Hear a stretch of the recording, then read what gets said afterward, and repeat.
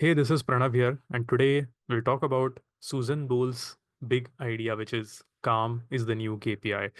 If you don't know who I am, I help experts, thought leaders, and consultants build their big idea so that they don't need to compete on aggressive hooks. They don't need to comply to the LinkedIn algorithm or YouTube algorithm or algorithm of any sorts. They can just go all in on one compelling message, their core message, their unique point of view, their big idea, so that they can attract the right people and repel the wrong ones. And Susan Boles' big idea is just fascinating. It's superbly done. Now, she has, like I said, a compelling big idea. She is, just to introduce Susan a little bit, she is the founder at Beyond Margins. Her background is in being CFO and COO. That's what she did.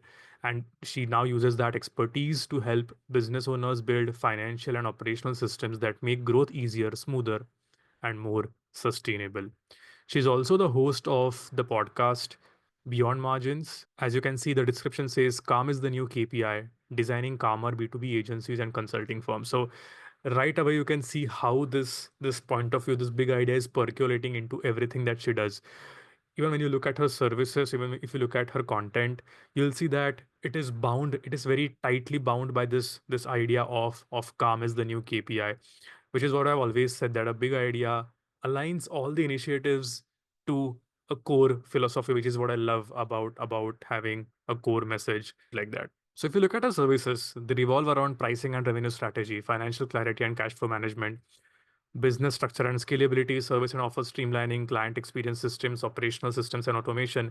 All of them, fall under the umbrella of financial services, business processes, business operations, and so on. But that is not really what we're talking about right now.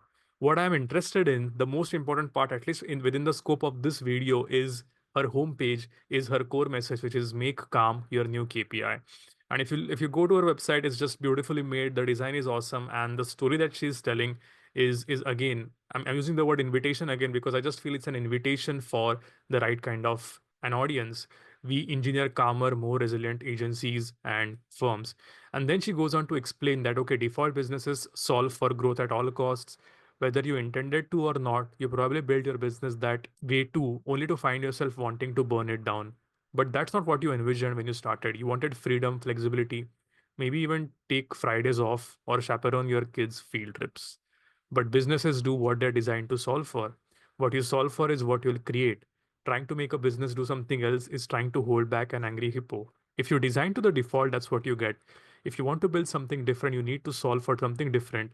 You need to solve for calm. However, calm doesn't just happen, it's intentionally architected.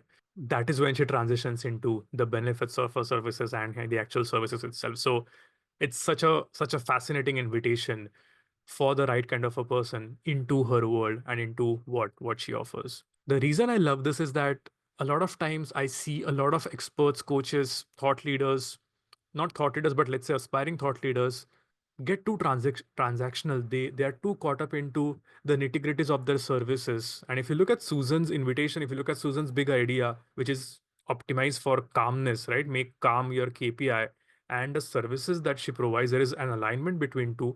But she does not lead with saying that, hey, I provide financial services. No, she leads with her big idea.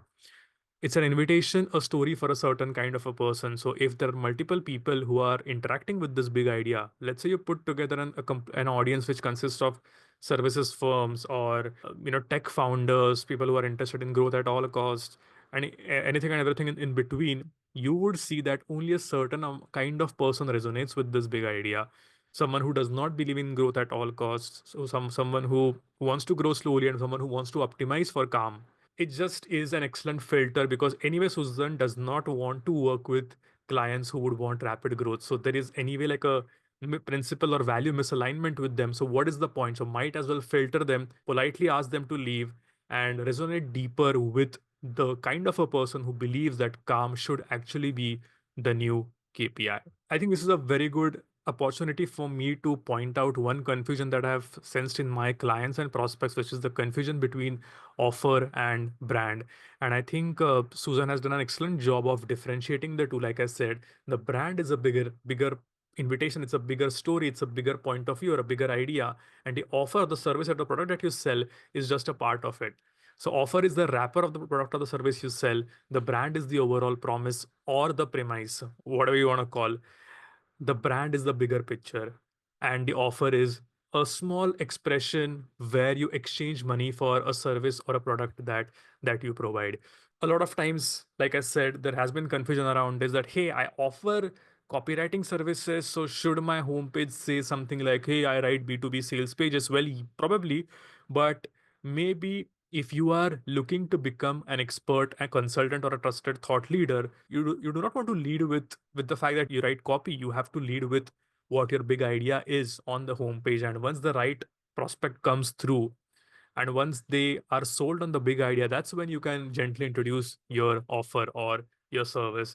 And this differentiation is like I said, a big confusion. So I hope this brings some clarity to that. Takeaways: don't hesitate to tell your story. A lot of us run away from being who we are, what we really believe in, from our own vision of this world, because we want to be a certain way. We want to be present, or we want to present our business in a certain way.